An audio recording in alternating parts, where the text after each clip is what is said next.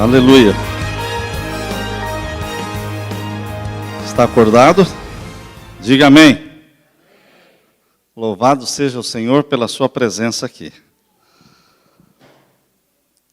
Aqueles que insistem em louvar ao Senhor, aqueles que insistem em buscar ao Senhor, aqueles que perseveram buscando ao Senhor, orando ao Senhor, aqueles que insistem em passar mais tempo com o Senhor, finalmente alcançarão alguma coisa do Senhor.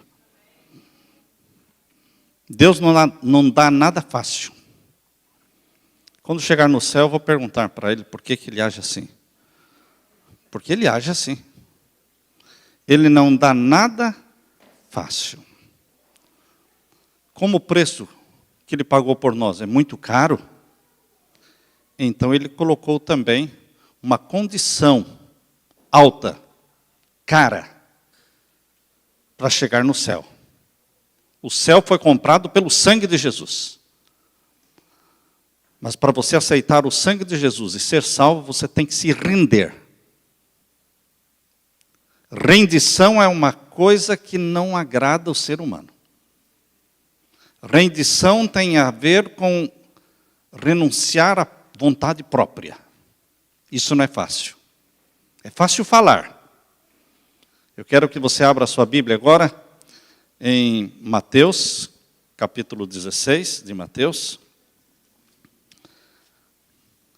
Mateus, capítulo 16. Aqui lemos, verso 24.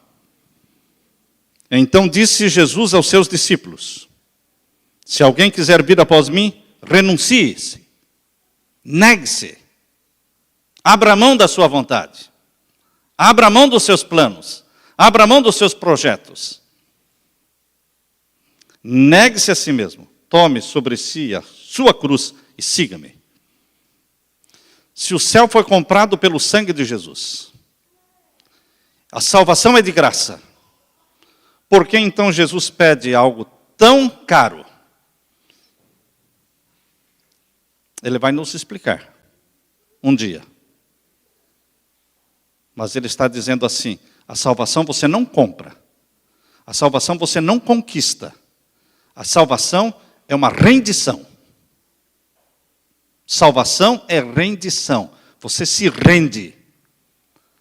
Eu não sei se você se lembra, mas no meu tempo, quando no Brasil, desde pequeno, eu estou com 62 anos, eu me lembro que no meu tempo, quando criança e juvenil, eu ouvia dizer de pessoas que estavam rendidas.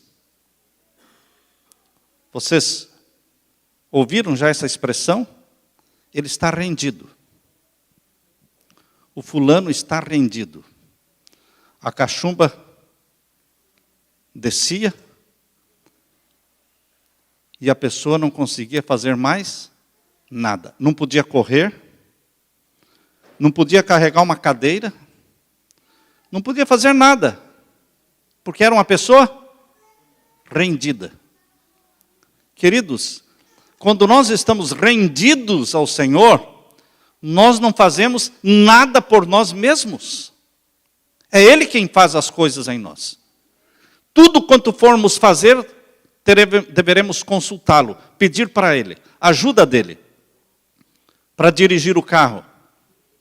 Mesmo que você tenha driver license, ou não tenha driver license, que é o que acontece na maioria dos casos, você ora e fala: Senhor, o Senhor é o motorista.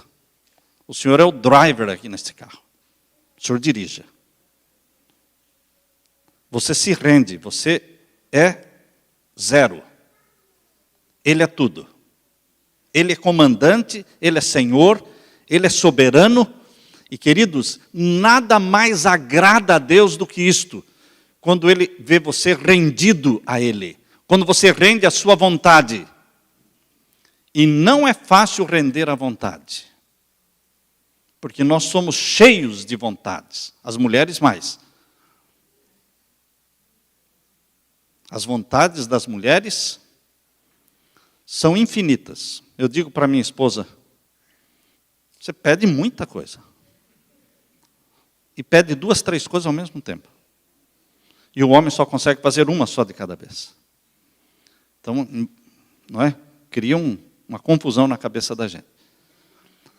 Porque o ser humano é cheio de vontades, e pior ainda, muitas vezes são vontades não santificadas. Por isso, queridos, eu costumo fazer uma oração, todas as manhãs. Vocês podem me chamar de falar que isso é mesmice, uma repetição vã, você chame do que você quiser. Mas eu repito todas as manhãs. Eu rendo a minha vontade ao Senhor. Eu coloco a minha vontade nas tuas mãos, para que seja feita a tua vontade. É render-se a Jesus. Eu estava lendo uma poesia, e creio que esta é a poesia que descreve muito bem o título desta vigília, Rendido Estou. Esta poesia tem como título O Cão de Caça do Céu. Se você quiser, você entra online, aí na internet, coloca lá Cão de Caça do Céu, você vai encontrar. Foi escrita por Francis Thompson. E começa dizendo: dele eu fugi. Noites e dias adentro, dele fugi. Pelos arcos dos anos, dele fugi. Pelos caminhos dos labirintos da minha própria mente, e no meio de lágrimas, dele me ocultei. Sob o riso incessante por sobre esperanças panorâmicas corri. Lancei-me precipitado para baixo de titânicas trevas de temores abissais, para longe daqueles fortes pés que me seguiam após mim, mas com desesperada perseguição e com inabalável ritmo, deliberada velocidade, majestosa urgência, eles marcavam os passos e uma voz insistia, mais urgente que os pés, dizendo: todas as coisas me levam a ti. Eu sou cativado, queridos, por essa ideia de perseguição divina.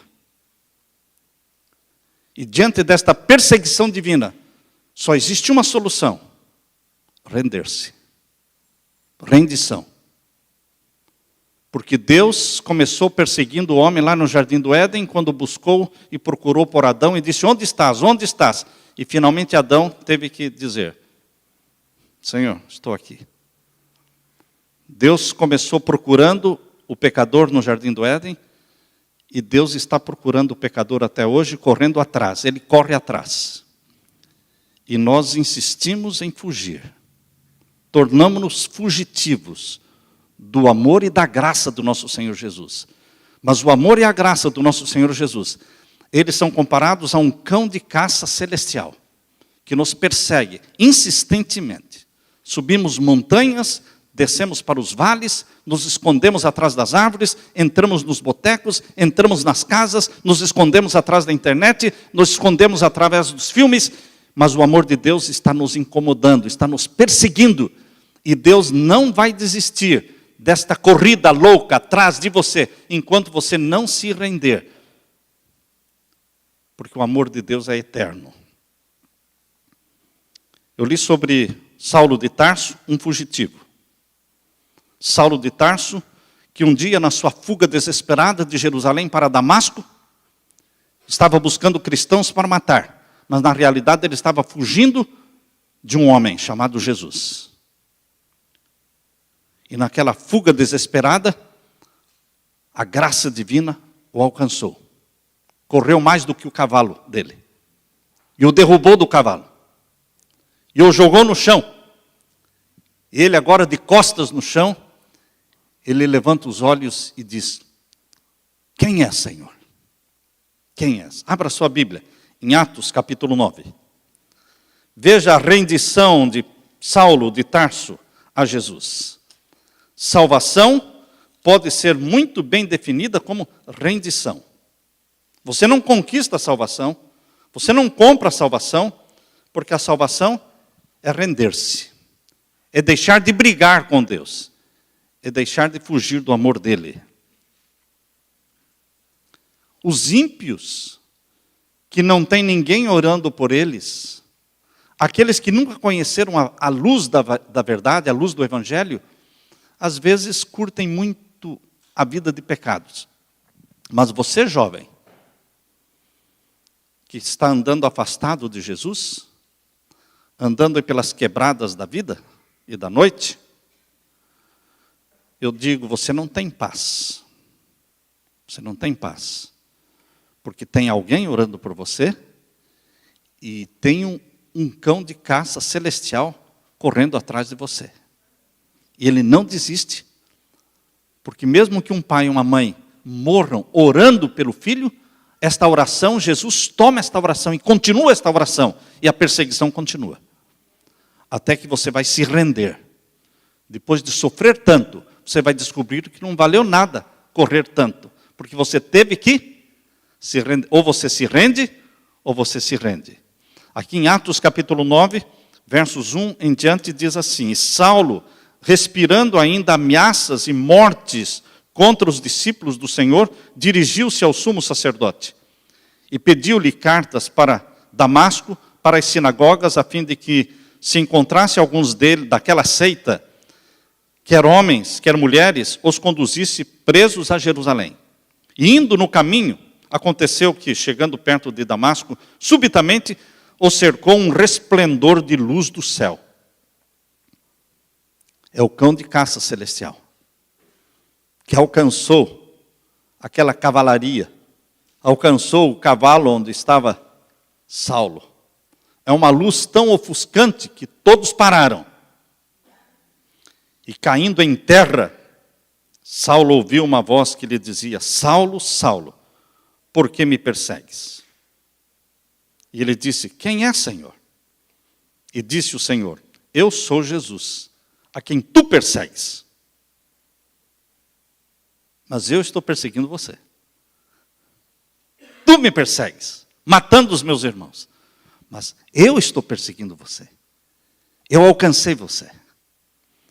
E agora vem um dos versos mais difíceis na Bíblia de entender. Para poder entender, eu tive que buscar dicionários. Eu não sei se você já entendeu este verso. O finalzinho do verso 5.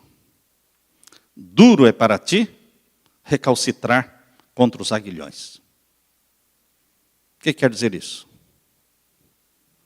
Difícil de entender esse verso. Ou a minha capacidade é tão pequena que para mim foi difícil. Se para você está sendo fácil, eu admiro. Palavras da boca de Jesus para Saulo. Vamos repetir? Duro é para ti recalcitrar. Para começar, recalcitrar é uma coisa que não se usa, não é? O que é isso, recalcitrar? Contra os aguilhões. Eu fui procurar as traduções e eu entendi assim: é duro você dar coices na ponta de ferro. Sabe quando o soldado, o policial chega para você colocar a algema e você começa a resistir? Quando você resiste, o que eles fazem? Eles vão partir para a violência. Eles vão te jogar no chão. Eles vão ferir o seu braço, porque eles vão segurar com tanta força e vão meter aquelas algemas no seu braço. Você vai se machucar, porque você está resistindo. E quanto mais você resistir o amor e a graça do meu Senhor Jesus, mais você vai sofrer, mais você vai sangrar, mais você vai se angustiar. E quem é mais forte vence. E Jesus é o mais forte. Satanás é um derrotado. Satanás é um poder vencido. E é melhor você, meu querido irmão, se render. Sofra menos. Sofra menos. Diga para Jesus, como Saulo disse: o que queres que eu faça, Senhor? O que queres que eu faça? Deixe de dar chutes contra os aguilhões de ferro, se machucando, se ferindo. E o que é que Jesus continuou falando? E aqui no verso 6 diz assim: e ele, tremendo e atônito, disse: Senhor, vocês entenderam? Vocês acham que Saulo entendeu quando Jesus falou isso para ele? Ele entendeu. Não precisou de dicionário. Ele já era uma pessoa muito culta, né? Muito intelectual. Por isso Jesus falou difícil com ele, porque a linguagem dele era difícil. E o verso 6, e ele, tremendo e atônito, disse: Senhor, que queres que eu faça? Rendição. Rendição. E a melhor palavra para salvação é rendição. O que queres que eu faça? E disse-lhe o Senhor: levanta-te e entra na cidade, e lá te será dito o que te convém fazer. Um novo Senhor se levantou na vida de Saulo. E já começou dando ordens. Deus dá ordens. Muitas vezes nós apresentamos Deus como alguém suplicando. Pedindo, suplicando, não. Deus dá ordens. Ele é Senhor. E nós faremos bem em atender às ordens do nosso Senhor. Entra na cidade. E Saulo se levantou da terra e, abrindo os olhos, descobriu que estava cego. Esteve 3 dias sem ver. E não comeu e nem bebeu. Por que Deus dramatiza estas coisas? 3 dias sem ver. Precisava isso? Saulo já tinha se rendido. Mas uma lição bem aprendida dura para sempre. E Deus quer que a lição seja bem aprendida. Por isso Ele nos humilha, porque cair do cavalo no meio de todo mundo não é simplesmente tropeçar. Quando você tropeça, você já olha para todos os lados para ver se alguém viu. Não é verdade? Quando você cai, você cai e se machuca, mas se levanta na hora, fazendo de conta que não se machucou nada. Você, não foi nada, não foi nada. Está morrendo de dor, como é que não foi nada? Porque é humilhante cair, tropeçar. Mas Saulo caiu do cavalo, imagine. Se machucou. E ficou caindo em terra. E além disso, Deus deixou cego. Para que marcasse bem na vida de Saulo aquela experiência de rendição. Nunca mais Saulo foi o mesmo, porque ele tornou-se um homem rendido, sem vontade própria. Sem vontade própria. Paulo começou agora a dizer: não mais eu vivo, mas Cristo vive em mim. Para mim, o viver é Cristo e o morrer é lucro. Para mim, o morrer é lucro. E o verso 11, leia na sua Bíblia, aí em Atos capítulo 9, verso 11, diz assim: disse-lhe o Senhor: levanta-te e vai à rua chamada direita, e pergunta em casa de Judas por um homem de Tarso chamado Saulo, pois eis que ele está orando. E numa visão ele viu que entrava um homem chamado Ananias e punha sobre ele a mão para que tornasse a ver. E respondeu Ananias: Senhor, há muitos ouvi acerca deste homem, quantos males tem feito aos teus santos em Jerusalém. E aqui tem poder dos principais dos sacerdotes para prender a todos os que invocam teu nome. Disse-lhe, porém, o Senhor: vai. Deus dá ordens. Lembre-se que Deus é Senhor daqueles que o aceitam como Salvador. Todos os que aceitam como Salvador, Ele se torna Senhor. E Ele dá ordens. E nós temos que obedecer.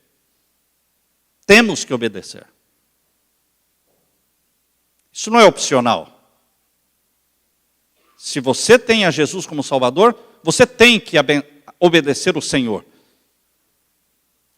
Ele não aceita outra coisa senão a obediência.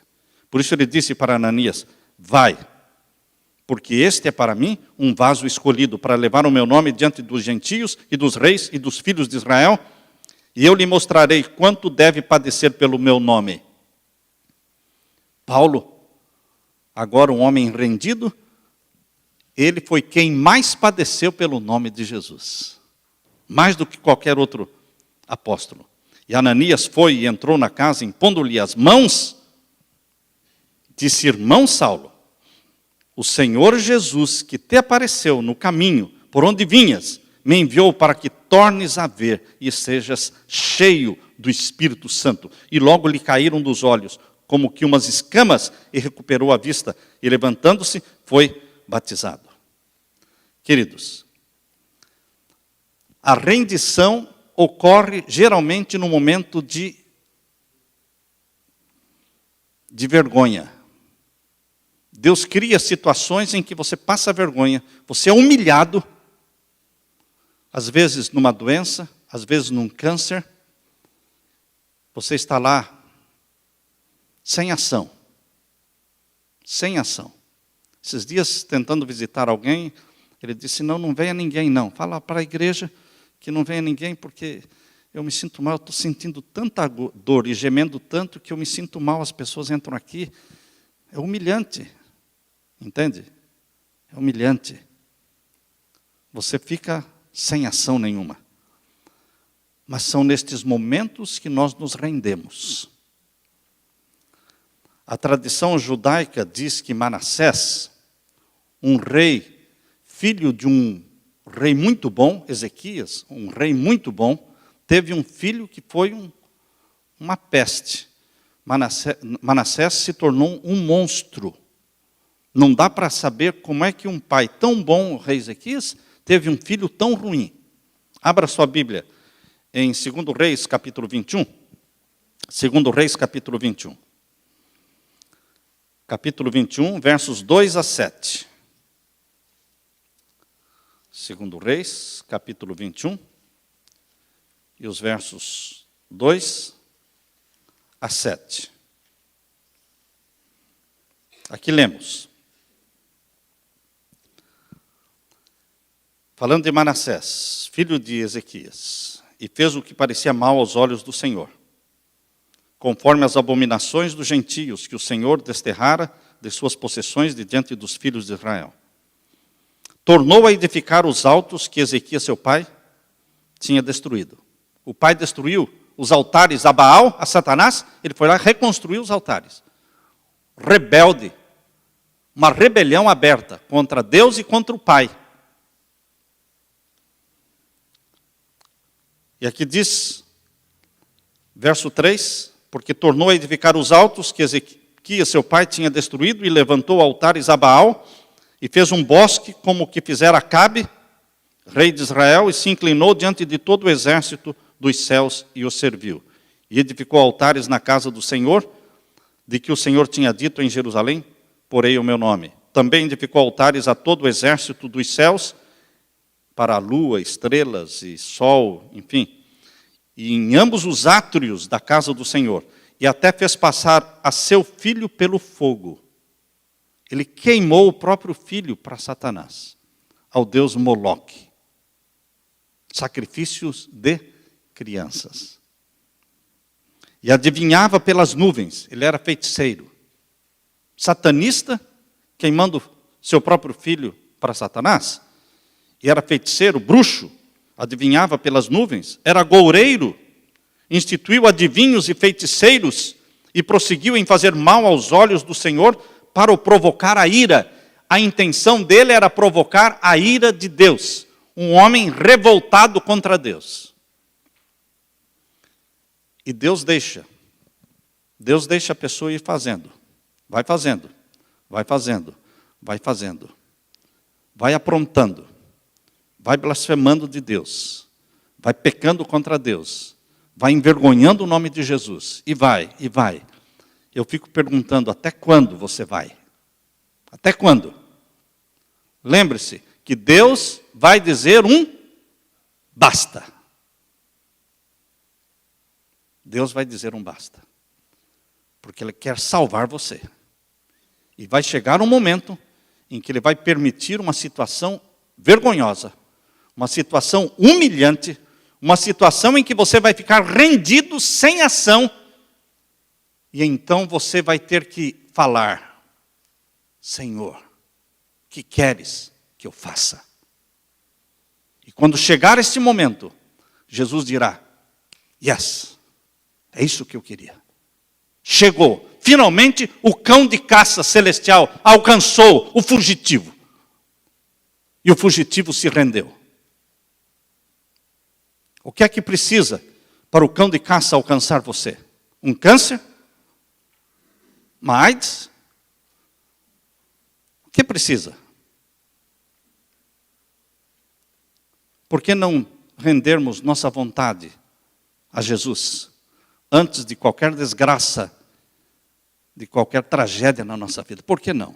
Por que tem que ser na humilhação? Por que tem que ser na vergonha, no sofrimento?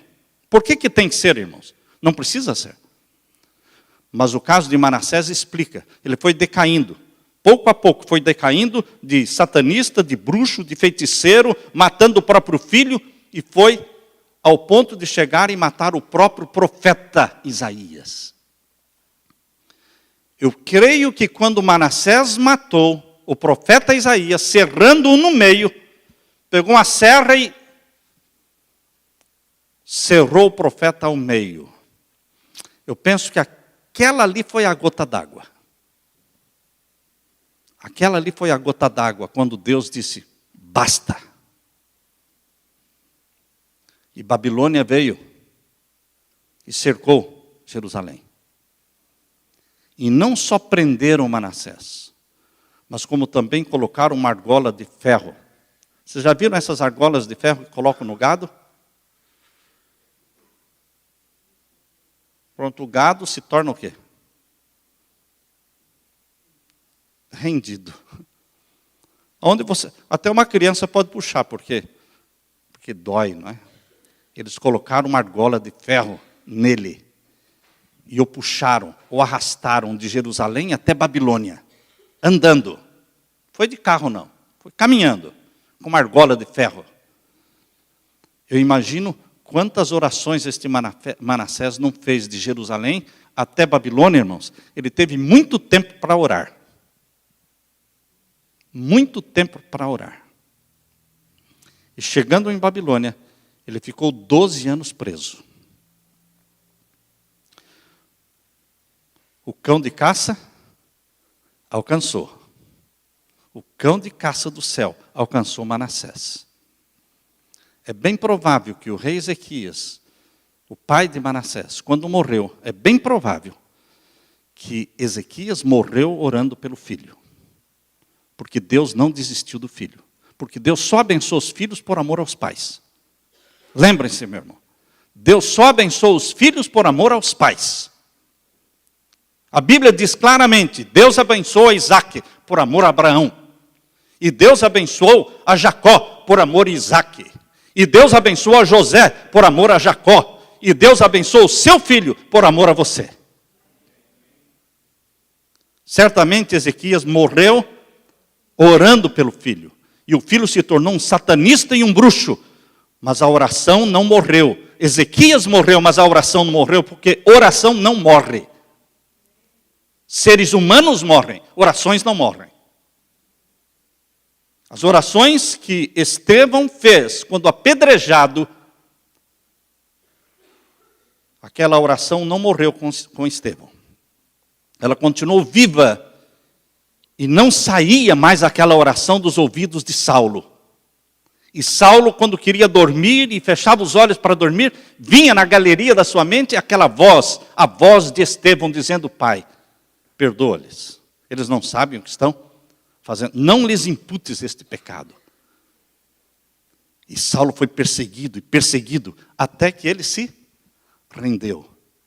Manassés estava sendo perseguido pelo cão celestial.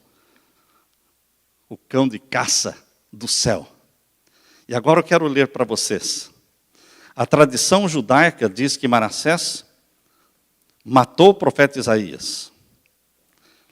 E o livro de Reis aqui, de 2 Reis, não conta o final da vida dele. Mas quando você vai lá em 2 Crônicas, capítulo 33, abra sua Bíblia agora no segundo livro de Crônicas, capítulo 33. Vamos ler agora o segundo livro de Crônicas, capítulo 33, e os versos 11 em diante. Abriram aí?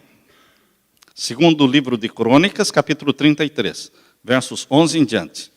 Pelo que o Senhor trouxe sobre eles os príncipes do exército do rei da Síria, os quais prenderam a Manassés entre os espinhais e o amarraram com cadeias e o levaram à Babilônia. E ele, leiam este verso 12, e ele, angustiado, orou deveras ao Senhor seu Deus, e humilhou-se muito perante o Deus dos seus pais. Orou e humilhou-se muito. Cada passo que ele dava, ele se humilhava, pedia perdão, pedia misericórdia. E Deus não aguenta ouvir alguém pedindo perdão. Deus não aguenta. Deus perdoa. Deus perdoa.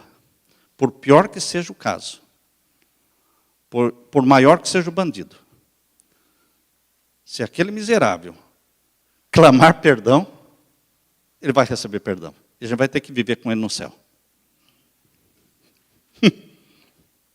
Já pensou nisso? Não tem casos em que você torce para que a pessoa não peça perdão?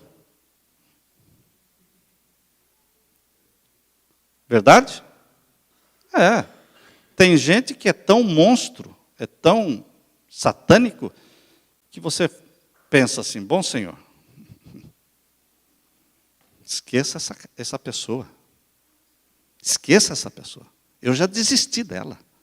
Eu quero que se perca mesmo. Mas não. Se esta pessoa lá na cadeia levantar os olhos para o céu e pedir perdão, a graça divina o apanha. Ele é rendido. Isso aconteceu com Manassés. Vejam agora o verso 13. Ele fez oração e Deus se aplacou com ele. Que Deus é esse? Que Deus é esse?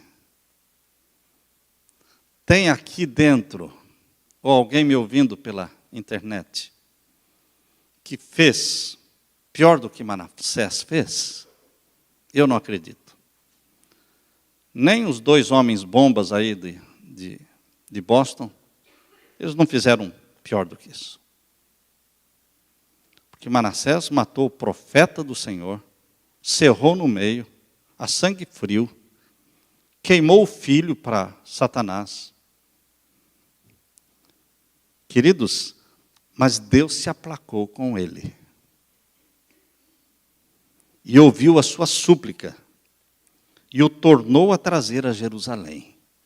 Depois de 12 anos preso, ele voltou para Jerusalém. Ao seu reino, ele recuperou o reino, voltou a ser rei em Jerusalém. Foi rei em Jerusalém por mais 20 anos. Isso é graça, irmãos. Eu não tenho outra explicação. Eu não consigo explicar melhor a graça divina, este cão de caça celestial que corre atrás de você até alcançá-lo. Essa é a melhor ilustração. Deus não somente perdoou, mas restaurou o reino. E ele voltou a ser rei em Jerusalém. Agora vejam, o verso 14. O finalzinho do verso 13. Então conheceu Manassés que o Senhor era Deus. Demorou, mas ele descobriu que Deus é Deus. Quando é que você vai descobrir, meu querido jovem, meu querido irmão? Quando é que você vai descobrir que Deus é Deus? E que Deus não desiste? E você está dando murro em ponta de faca, recalcitrando contra o quê? Os aguilhões, dando murro em ponta de faca. Essa é a expressão mais fácil de entender. Sangrando sua mão,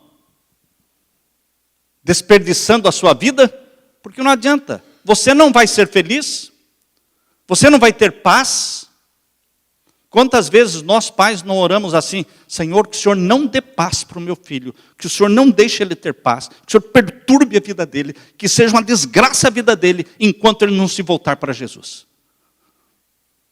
E muitos ficam pensando: por que para mim dá tudo errado? Lógico, com uma oração dessa,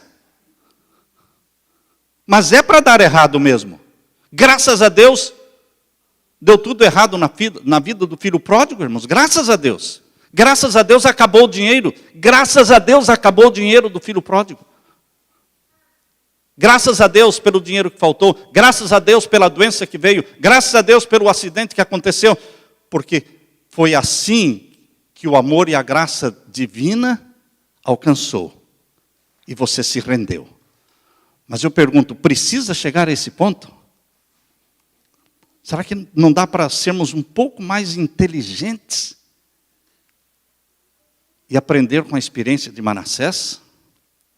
Por que dar tanta cabeçada? Por quê? Agora ele tentou recuperar o tempo que ele perdeu, irmãos. O capítulo 33, verso 15, diz assim: E Manassés tirou da casa do Senhor os deuses estranhos e o ídolo, como também todos os altares que tinha edificado no monte da casa do Senhor e em Jerusalém, e os lançou fora da cidade. Reparou o altar do Senhor e ofereceu sobre ele ofertas pacíficas de louvor, e mandou a Judá que servisse ao Senhor, Deus de Israel. Mas ainda o povo se sacrificava nos altos, mas somente ao Senhor, seu Deus. Ele tentou restaurar aquilo que ele fez de errado. Quando a gente se rende a Deus, a gente não somente é salvo, mas a gente começa a salvar os outros. A vontade de Manassés agora era exaltar o nome de Deus e fazer com que as pessoas adorassem a Deus. Eu estava lendo a história de um homem chamado Jeffrey.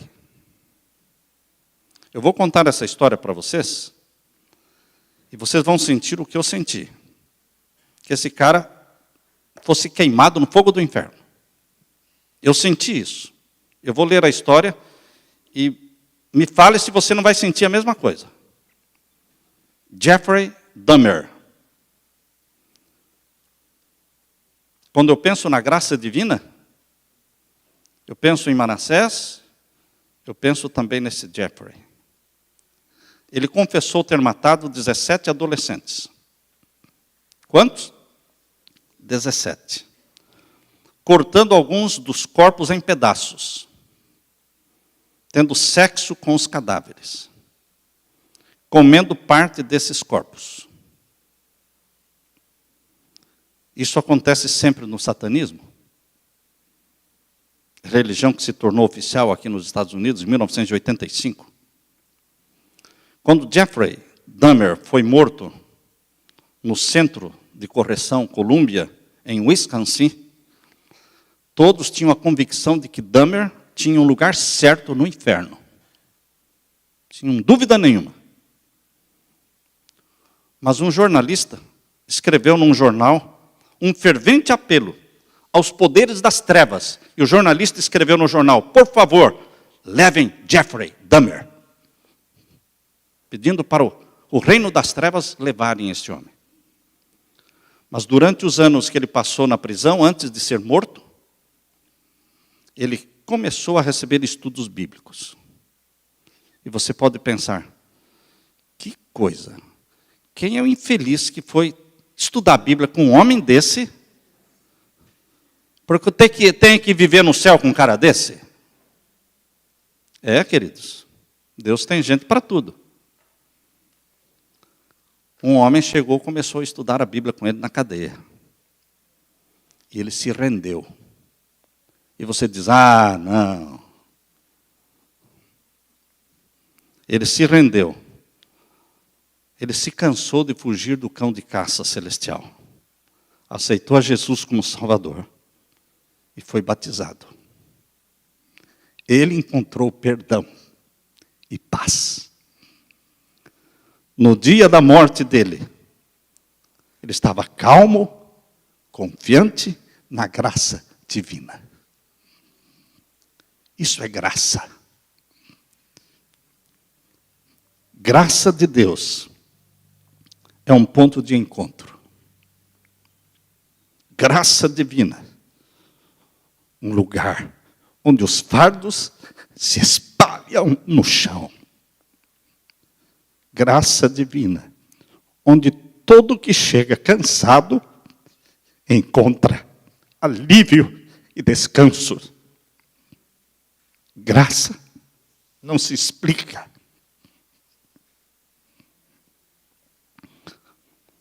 A graça é a cruz. A morte era a minha sentença. Mas agora eu sou livre em Jesus.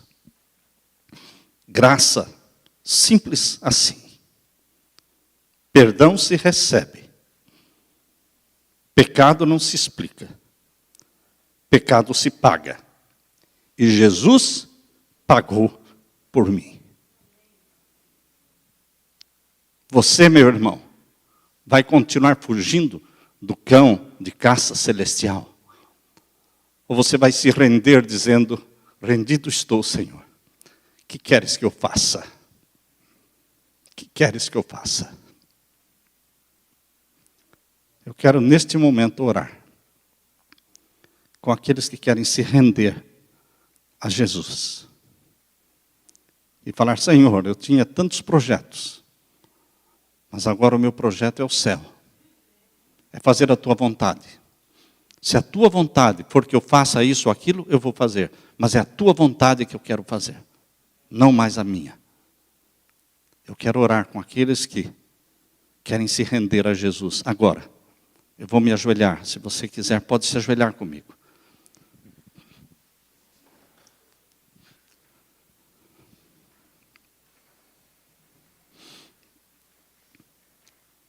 Pai Santo,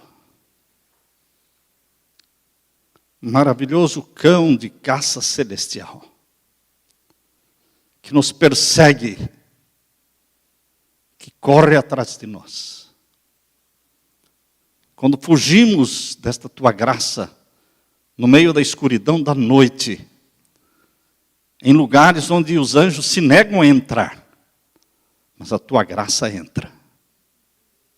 A tua graça entra. Pai querido, nós queremos nos render ao Senhor.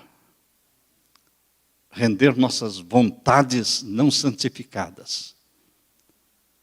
Render nossos projetos egoístas e dizer como Saulo, o que queres que eu faça, Senhor? O que queres que eu faça? Mostra para mim e para os meus jovens, para os teus filhos, mostra para todos nós que estamos rendidos na tua presença, ajoelhados, a tua vontade, o sonho que o Senhor tem para nós. Quão bom e quanto bem o Senhor pensa a nosso respeito. Pai eterno, bendita seja a graça divina que salvou Manassés, que salvou Jeffrey Dahmer. Nós nos regozijamos na tua graça. Que todos aqui não se sintam perdidos, porque a graça chegou aqui. E graça não se explica. A graça é a cruz. Pai eterno, derrama sobre nós o Espírito Santo e aceita a nossa rendição, pois é feita em nome de Jesus. Amém, Senhor.